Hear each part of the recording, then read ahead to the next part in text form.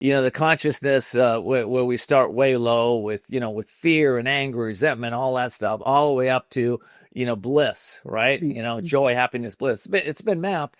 And the bridge from the lower energetic vibrations, which 90% of the people on the planet live from, is a fear-based thought patterns. The bridge is courage. The bridge is bravery. That's the bridge right there that takes you to the higher levels of consciousness.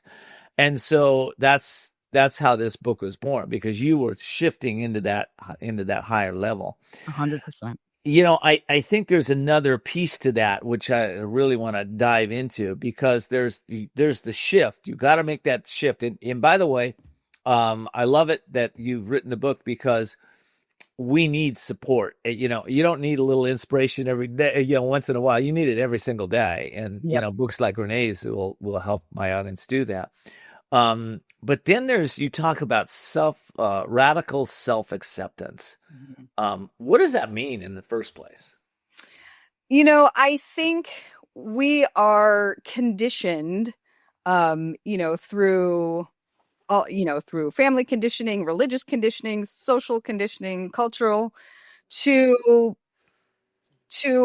constantly be thinking that we need to be better, right? Or that there's something wrong with us, or if we're not showing up perfectly, if we don't have it all together all the time, that there is something innately wrong with us, which then, breeds that guilt and shame, which keeps us, down. And this idea of radical self-acceptance is kind of bucking against those sorts of things, or rebelling against that idea that if I'm not showing up perfectly, that there's something innately wrong with me.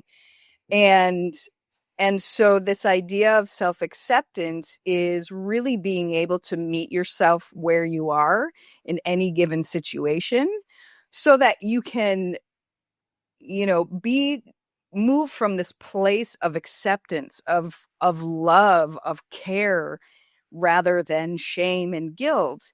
And that allows the energy to move that much more.